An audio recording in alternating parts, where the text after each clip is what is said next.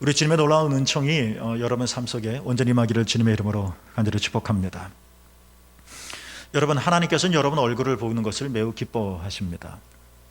하나님께서 우리 만나는 것을 왜 이렇게 기뻐하실까요? 우리에게 뭔가 잘난 것이 있어서 그럴까요? 우리가 하나님을 기쁘시게 할 만한 어떤 일을 행했기 때문에 그런 것일까요? 그렇기도 하겠죠.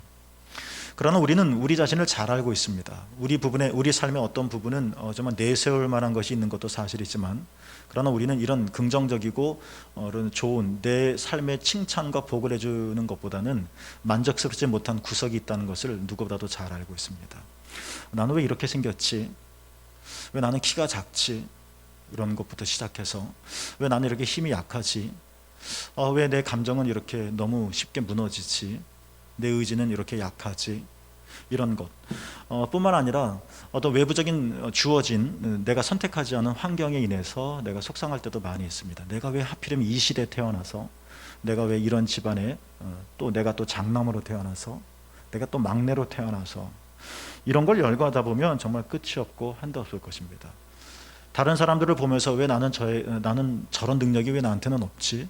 왜 나는 그림을 이렇게 잘 그렸으면 좋겠는데 왜 그런 건 못할까? 나는 글을 진짜 내가 펜을 돌리면 다 작품이 될 만한 글을 쓰고 싶은데 이런 재능이 왜 나에겐 부족한 걸까? 이렇게 나에 대해서 평가할 때 좀 박하죠. 내가 나를 봐도 그런데 더 나아가서 다른 사람이 이러한 나를 본다면 어떨까? 이거 여간 신경 쓰이는 것이 아닌 것은 사실입니다. 인간은 어쩔 수 없는 것 같습니다. 태어나면서부터 우리는 평가를 받습니다.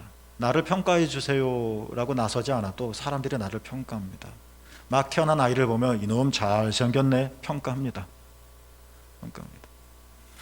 이놈 똑똑하게 생겼네 벌써 평가를 하는 거죠. 조금 자라서 학교 들어가면 우리는 성적표로 평가를 받습니다. 공부를 잘한다.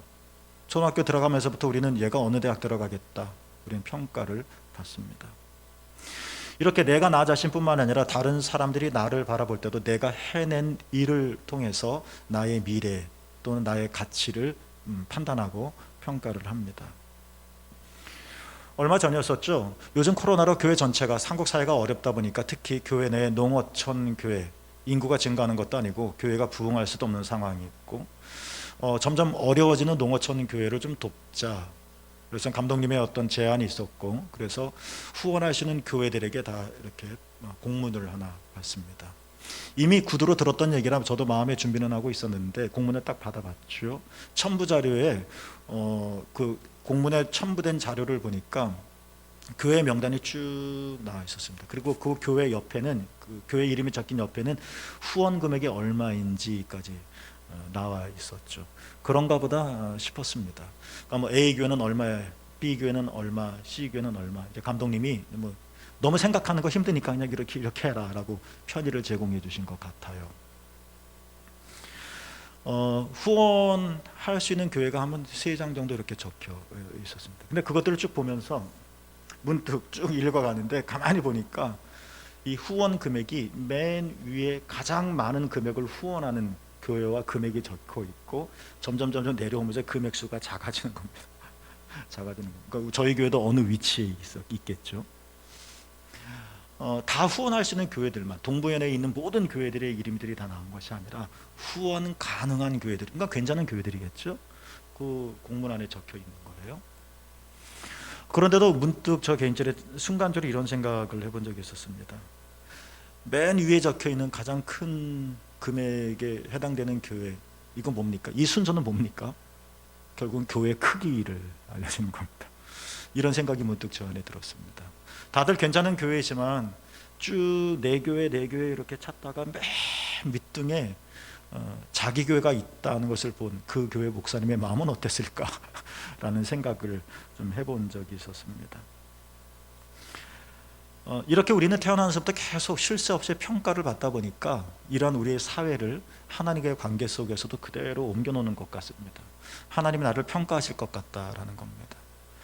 내가 뭔가 좋은 평가를 받을 만한 뭔가를 했다 싶을 땐 괜히 떳떳하고 자랑스러운데, 그렇지 못할 땐 하나님을 향해서도 마치 아담과 하와가 동산나무 사이에 숨어버렸던 것처럼 자꾸 숨어버리는 일을 그건 평가에 의한 나의 무의식중에 나오는 행동이 아닌가 싶습니다. 교회에서도 이런 식으로, 신앙에서도 이런 식으로 평가에 대한 의식을 우리가 계속 갖다 보니까 우리는 때로는 내가 기대하지 못했던 성적표를 받아들였을 땐 우리는 괜히 마음이 씁쓸해지고, 마치 그 공문이 맨 아래에 내 이름이 적혀 있는 것을 보면 괜히 씁쓸하고, 괜찮은 인생인데 괜히 씁쓸하고 또 자신감이 사라지는 것 같기도 합니다.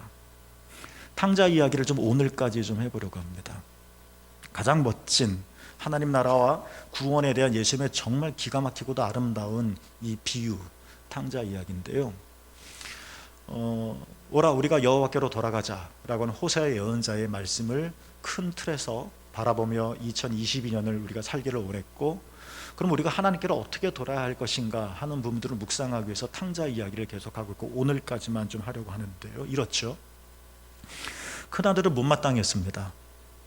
아버지의 재산을 그렇게 막무가내로 가져가고 잘 살면 모를 텐데 허랑방탕하게 살다가 결국 다 탕진해 버린 이 동생이 아주 괘씸하기 그지없죠.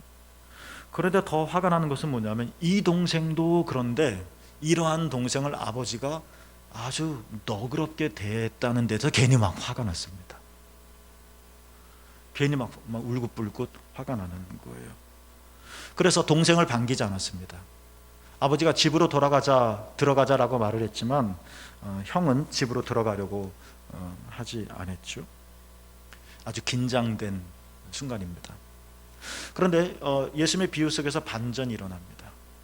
지금 큰아들은 머리끝까지 화가 나 있고 뭔가 톡 건들면 빵 터질 것 같은 그런 분위기고, 둘째 아들도 집에 그냥 막 들어왔으니까 조마조마조마하고 이런 공기가 좀 아주 색깔이, 공기가 좀 그렇게 느껴지겠죠.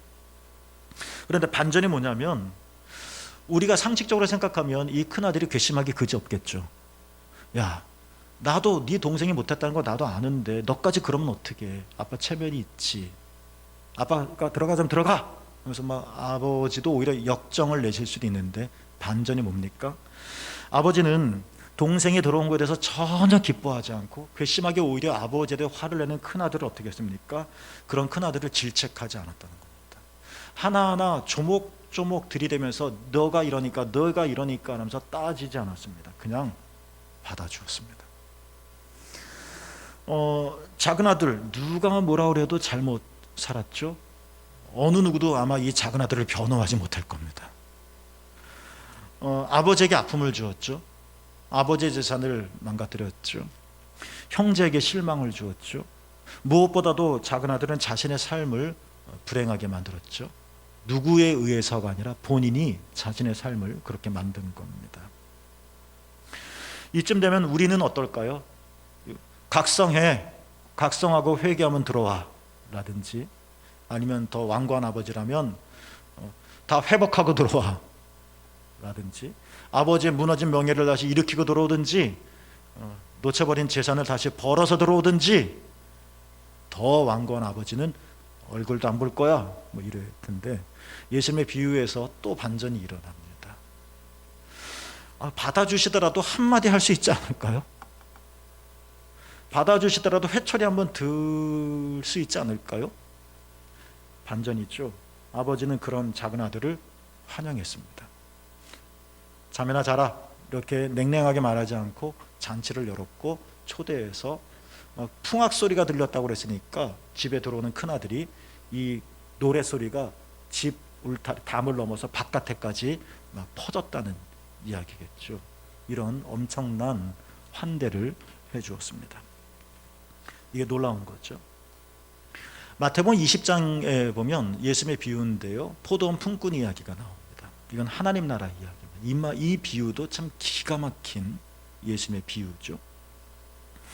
주인이 포도원에서 일할 일꾼들을 부르러 시장에 나갔습니다. 그리고 종들을 불러서 자기 포도원에 데리고 가서 일 시켰죠. 주인이 불렀던 이 품꾼은 그 시간이 각각 달랐습니다. 이른 아침에 부른 종도 있었고 9시에 부른 종도 있었고 12시, 오후 3시, 심지어 일 마감이 얼마 남지 않았었던 오후 5시에 불러서 내 포도원 밭에 가서 일해라 라고 부르기도 했습니다. 그러니까 여러 명의 종들이 주인의 포도원에서 일하는데 이 종들이 일한 시간의 양은 다 달랐다는 겁니다. 일한 시간이 달라요. 노동 시간이 다른 거예요. 그런데 여기 반전이 일어나죠. 주인이 나중에 품삯을 계산하는데 모든 품꾼들에게 똑같은 품삯을 주었다는 겁니다. 이게 반전입니다. 여러분, 어째서 주인은 일한 시간을 두고 그 종 한 명 한 명을 평가하지 않았던 걸까요? 주인은 어째서 만약 그 밭이 포도원이니까 이 종들이 따낸 포도의 양을 보고 품삯을 정하지 않았을까요? 노동의 양이나 일한 시간이나 어떤 그대의 노동이 만들어낸 어떤 그 결과를 보고 품삯을 정할 수 있잖아요. 이게 판단하는 거잖아요. 평가하는 거잖아요. 그런데 왜 그렇게 하지 않았을까? 왜 다 똑같이 주었을까? 이런 질문들은 우리가 다 할 겁니다. 왜 그랬을까요? 우리는 이렇게 얘기할 수 있을 것 같습니다. 주인은 처음부터 능력과 그들이 일한 시간을 따라서 그들의 종들을 판단할 마음이 애시당초 없었다는 것입니다. 우리 포도원에 일할 양이 너무 많아. 그러니까 종이 필요해, 품꾼이 필요해. 그래서 부른 게 아니라는 겁니다. 주인은 포도원에서 일할 일꾼을 찾은 것이 아니라 사랑하는 자녀를 찾았다는 것입니다. 내 포도원에 일할 양이 이렇게 많아. 너 와서 내가 엄마 품삯 줄게. 이런 거래가 아니라 하나님 나라에 이런 일이 필요해. 세계 선교를 위해서 이런 일이 필요해. 너 와. 이래서 부른 것이 아니고, 그리고 그 일한 양에 따라서 요만큼의 보상을 해주는 것이 아니라, 이런 경제적인 관점으로 품꾼을 부른 것이 아니라 아버지의 관점에서 사랑하는 자녀를 불렀기 때문에 그렇다는 겁니다. 그러니까 품삯이 똑같은 것입니다. 똑같은 거죠. 여러분, 이건 하나님 나라의 비유입니다. 예수님께서 공개적으로 말씀하셨습니다. 하나님 나라는 이렇다. 포도원 품꾼의 비유요. 오늘 이 세상의 나라에서는 도저히 상상할 수 없는 이야기입니다. 그리고 이렇게 포도원을 경영하다 보면 문 닫게 될 겁니다. 이 세상의 나라의 관점에서 보면 탕자 이야기에서 나오는 이 두 아들은 좋은 평가를 결코 받을 수가 없습니다. 큰 아들에게는 성실하게 산 것 같지만 그러나 그는 능률이 없었습니다. 그는 열등감이 있었던 것 같습니다. 이 열등감이 질투심으로 일어난 것 같습니다. 그리고 이 질투심이 분노로 폭발한 것 같습니다. 그러니까 겉으로는 잘 생긴 것 같지만 사실 속 안은 이그러지고 있었던 겁니다. 그러니까 속이 이렇게 불편하니까 평화롭게 일할 수 없었을 것이고, 개수는 샜겠지만 펜대는 돌렸겠지만 일의 능률은 전혀 없었을 것입니다. 이 큰아들은 형제에도 부족했습니다. 아무리 그래도 동생한테 형인데 그렇지 않나요? 이렇게 정말 못마땅한 큰아들처럼 여겨질 수도 있을 겁니다. 야, 좀 아빠 체면 좀 생각해봐라 라고 말이죠, 큰아들에게. 그런데 황소고집입니다. 그러나 이런 큰아들에게 아버지가 말을 합니다. 오늘 보면 바로 앞에 있는 31절인데 이렇게 말했죠. 예, 너는 늘 나와 함께 있지 않니? 예, 내 것은 다 내 것이지 않니? 라고 말을 했습니다. 여러분, 이게 경제의 원리일까요? 여러분, 이것이 자본주의 원리일까요? 여러분, 이것이 오늘 우리의 사회의 원리일까요? 작은 아들은 집을 나갔습니다. 괘씸하기 그지없습니다. 집안 망신 다 시켰습니다. 아버지의 멍에가 땅에 다 떨어졌을 겁니다. 소문 다 났으니 말입니다. 그런데 그 아들이 염치도 불구하고 옵니다. 그럼 저 같으면 한마디라도 먼저 하고 나서 상다리가 부러지듯 잔치를 열든 할든 말든 할 것 같은데, 아버지는 일체의 말도 하지 않고 오늘 본문 말씀입니다. 내가 돌아와서 기쁘다, 이겁니다. 이 말만 합니다. 만약 이것을 우리가 상거래의 원리로 따진다면 이것은 진짜 돈 벌 수 있는 거래가 아닙니다. 망하는 지름길일 겁니다. 마치 죽은 아들이 살아온 것처럼 내가 너무 기쁘다. 여전히 나는 그 아들 때문에 마음이 부글부글 끓으면서 잠도 제대로 못 자고 얼굴도 홀쭉해지고 이럴 것 같은데, 근데 정작 그놈의 얼굴을 보면 막 화가 나서 어떻게 할 것 같은데, 이 아버지의 첫 마디는 내가 돌아와서 너무 기쁘다, 이 말이었다는 겁니다. 그러니까 우리가 이렇게 즐거워하고 기뻐하는 것이 마땅하다 하면서 환대의 잔치를 열었죠. 여러분, 이것이 하나님 나라 이야기고 이것이 하나님 아버지의 마음이라는 겁니다.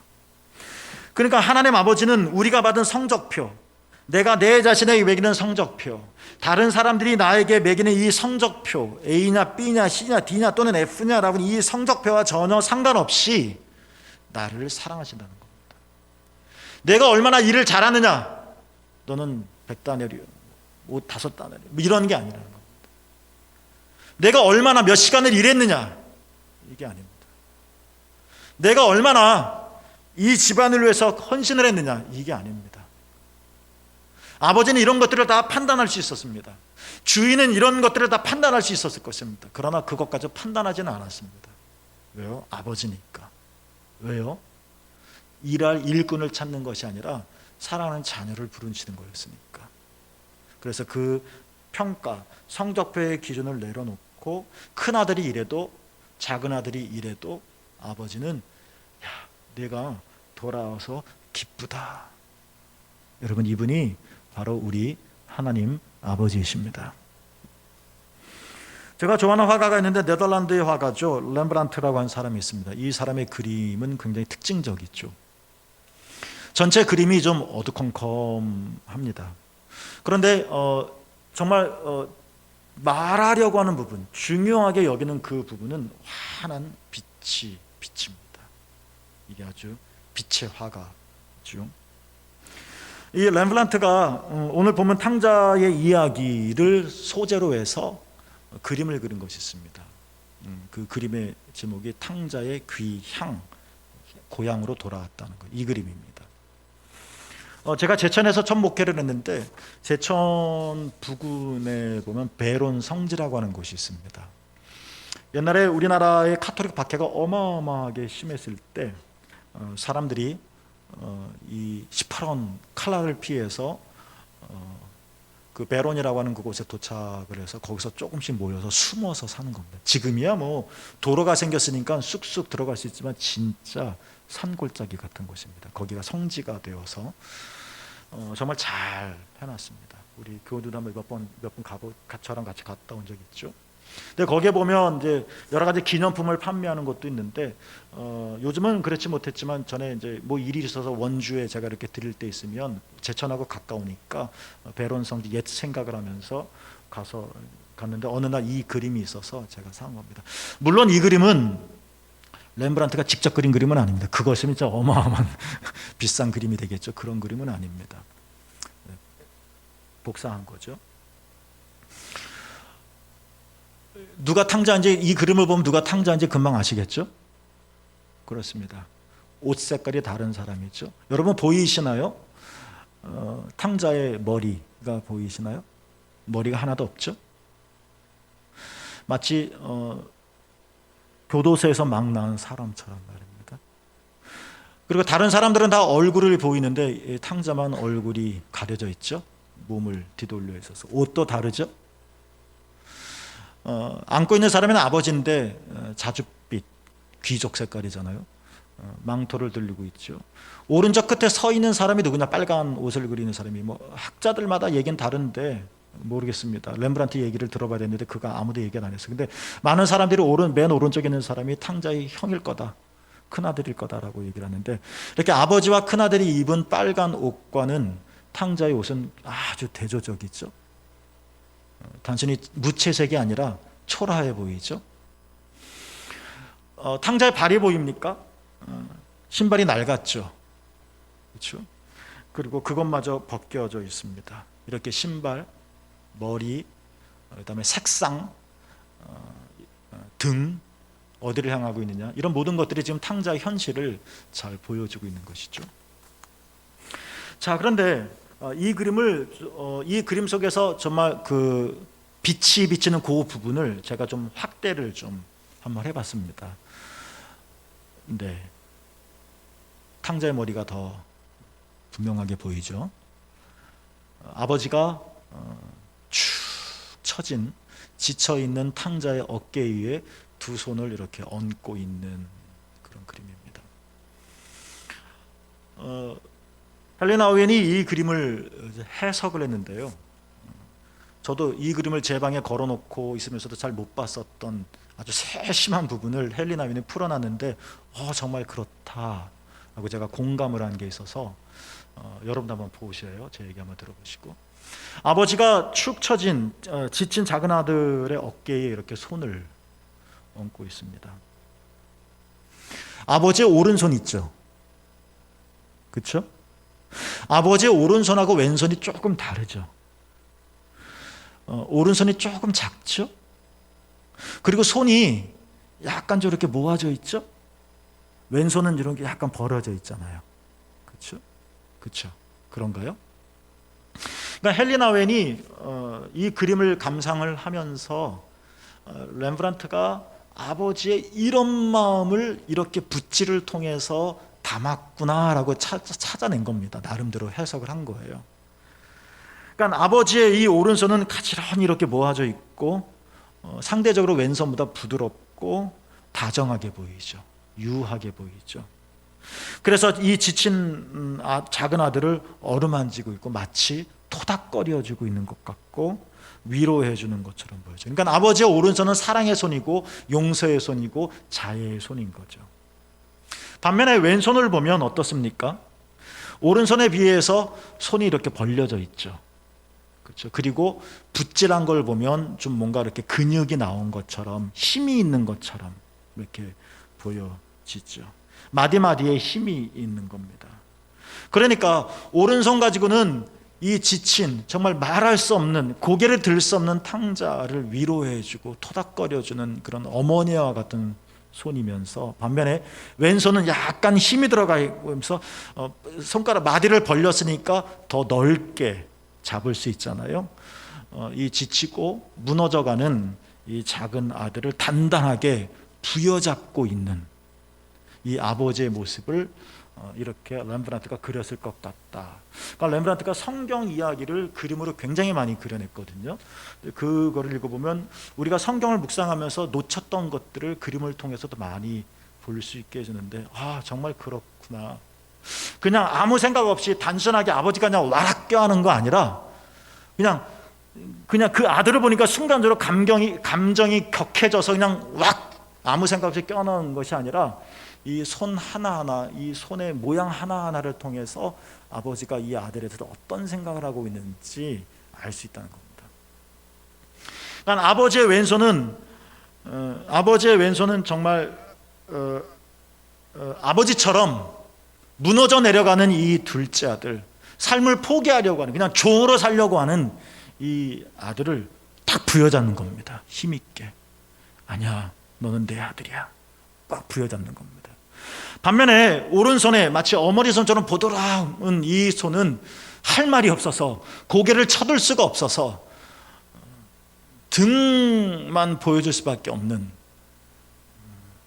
이 둘째 작은 아들의 모양을 이렇게 토닥거려주며 쓰다듬어주는, 용서해주는, 따뜻함을 느끼게 하는 이런 손인 거죠.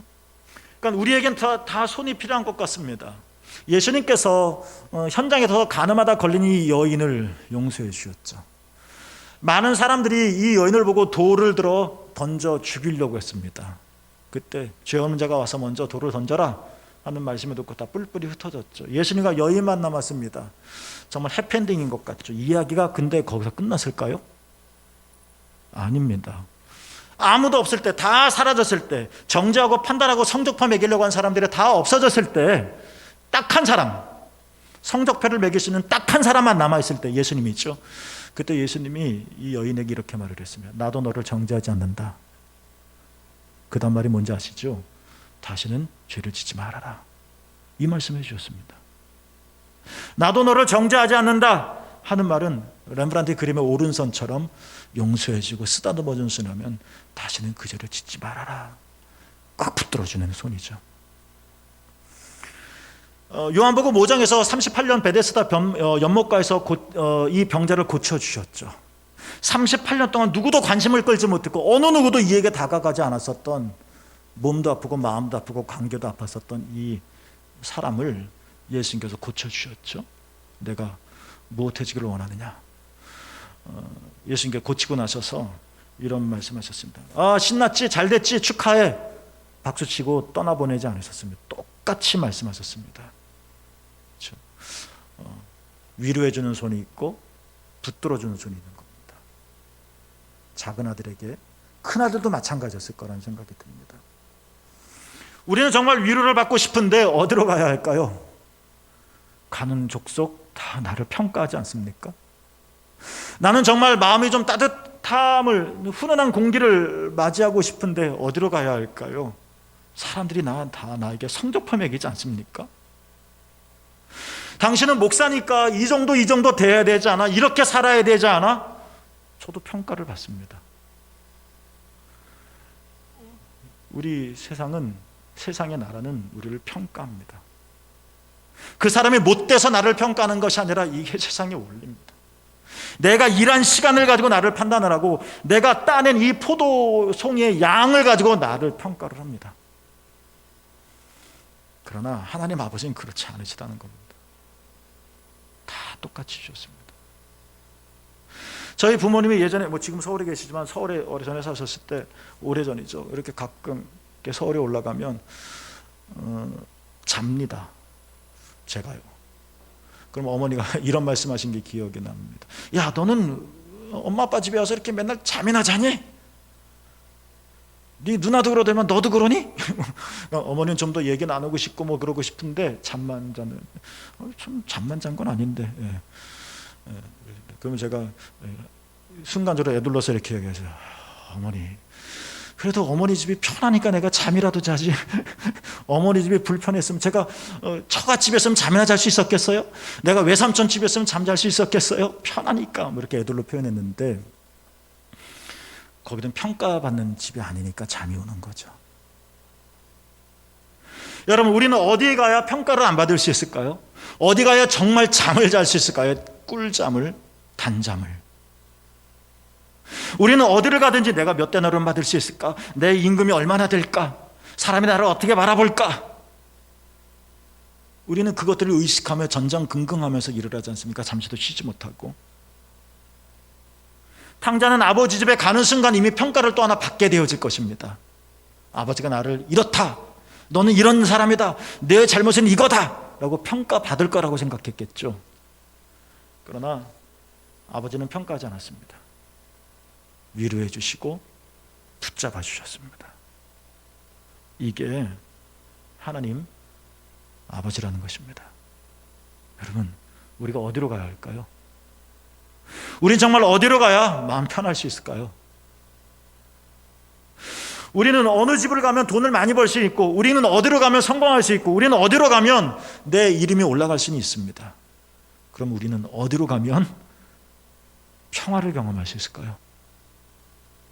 우리는 어디로 가면 잠을 잘 수 있는 걸까요? 이렇게 내 등에 누군가가 손을 얹어줄 수 있는 걸까요? 그렇죠. 호세아 예언자의 말이 맞습니다. 오라, 우리가 여호와께로 돌아가자. 힘드신 여러분, 하나님께로 돌아갑시다. 이것이 우리가 살 길이지 않겠습니까? 여러분, 우리가 하나님께로 돌아갑시다. 이것이 우리가 다시 새로운 삶을 시작할 수 있는 시작이지 않겠습니까? 그분의 이 손을 경험해 보자는 겁니다. 우리는 평가가 두려워서 마음 조근조근하며 아버지께로 안 달려갈 수 없어서 달려가긴 하지만, 마음이 두려운데 내가 무슨 소리를 들어도 내가 꼭 참으렴. 내가 아버지가 나에게 무슨 짓을 하더라도 내가 아무 반응 없이 가만히 받아들여야지, 이런 각오를 하고 가지만 예상이 틀렸죠. 아버지는 그러지 않으셨습니다. 내가 돌아와서 기쁘다. 정말 좋다. 이 말씀을 해주셨다는 겁니다. 이게 우리를 살리는 말이라는 겁니다. 여러분, 하나님께로 돌아갑시다. 마커스 버그라는 사람이 쓴 책 놀라움과 경외의 나날들이란 책에, 이 사람이 굉장히 진보적인 신학자인데 스스로 가리켜 자기를 나는 신비주의자다라고 말한 사람입니다. 여기서 말하는 신비주의자란 어떤 거냐면 하나님의 은혜를 속속히 경험하는 겁니다. 그러니까 하나님을 체험하는 겁니다. 이 책에 보면 17세기 조지 허버트라고 하는 시인이 쓴 시가 있는데요. 제목이 사랑은 나를 기쁘게 맞이했다라는 제목입니다. 이 시의 구성은 대화로 되어 있습니다. 그러니까 시인과 사랑, 여기서 사랑이란 단어가 나올 때는 하나님을 지칭하는 건데요. 사랑과 시인이 대화를 나누는 것 같은 이런 구조로 쓰여졌습니다. 이 책을 쭉 읽으면서 이 시 나온 부분, 그래서 시를 이렇게 접하고 읽으면서 이 책의 결론이 이런 거구나. 마커스 버그가 말하려고 하는 것이 이런 건가 보다라고 생각을 했는데 한번 제가 준비해 봤습니다. 제가 신앙송은 잘 못하지만 분이 잠깐만 해보겠습니다. 근데 시가 조금 길어요.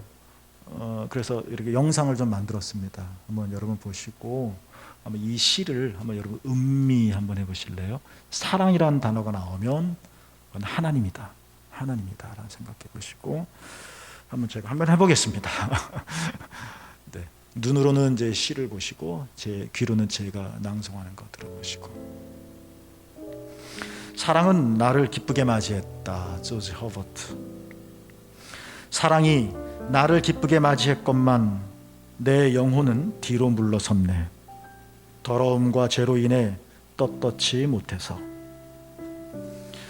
그러나 재빠른 눈을 가진 사랑은 내가 처음 들어올 때부터 머뭇거리는 것을 지켜보면서 상냥하게 물어보네.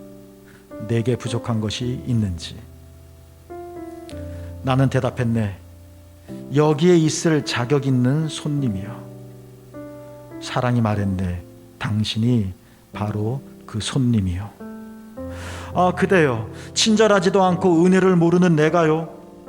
나는 그대를 쳐다볼 수도 없습니다. 사랑이 내 손을 잡고 미소로 대답하네. 내가 아니면 누가 그 눈을 만들었는가?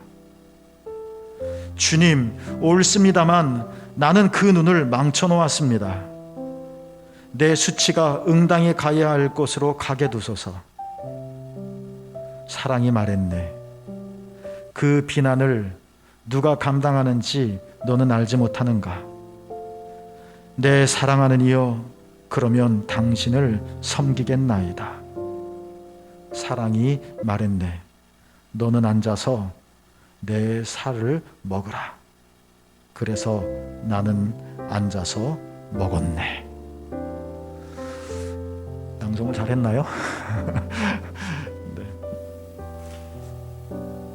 시인은 사랑 앞에 서기를 원했습니다. 그래서 사랑 앞에 갔죠.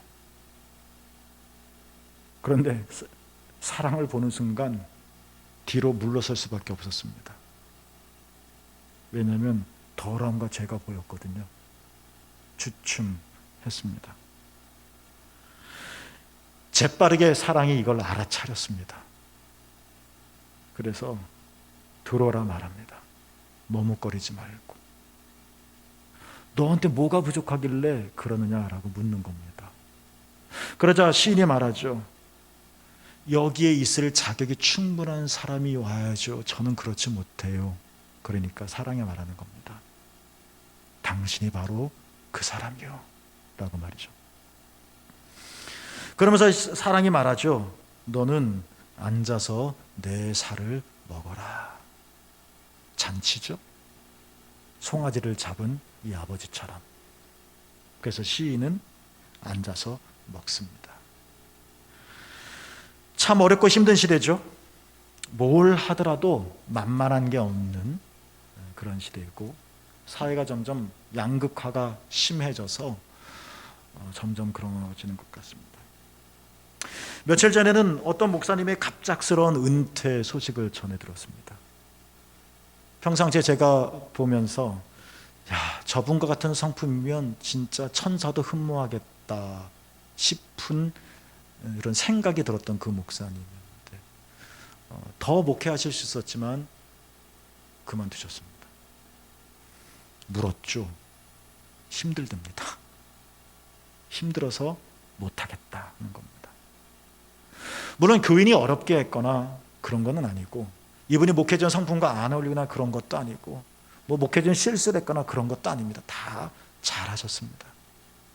그러나 이 상황과 이 시대가 뭘 하더라도 어렵게 만드는, 어려움을 경험할 수밖에 없는, 탕자는 본인이 알아서 나갔지만 우리는 휩쓸려 떨궈져 나갈 수밖에 없는 이런 시대에 우리가 살고 있는 건가 보다라는 생각을 하게 되었습니다.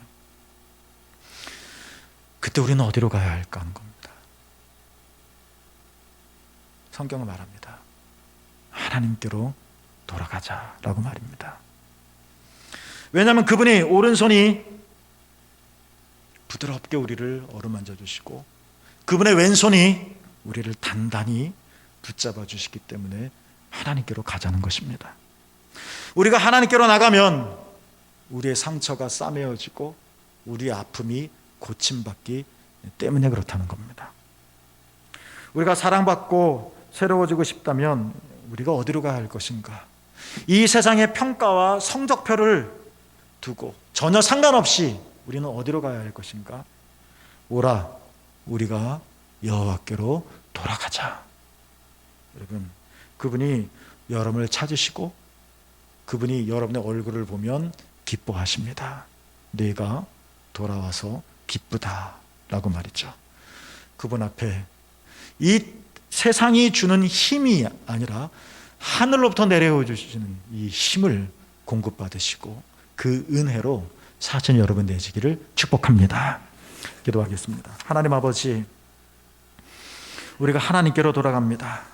이래도 저래도 우리가 5시에 와도 우리가 5시 일꾼이라도 그저 우리 얼굴 보기를 기뻐하시는, 내게 질투심이 있고 열등감이 있어도 그래도 좋아하시는, 내가 집 나갔다 돌아와도 그래도 잔치를 베풀어 주시는 그 하나님께로 돌아가게 해주셔서 그 발걸음이 복되게 하옵시고 우리가 전혀 다른 삶을 시작할 수 있게 하옵소서. 우리 주님 예수 그리스도의 이름으로 간절히 축복하며 기도하옵나이다. 아멘.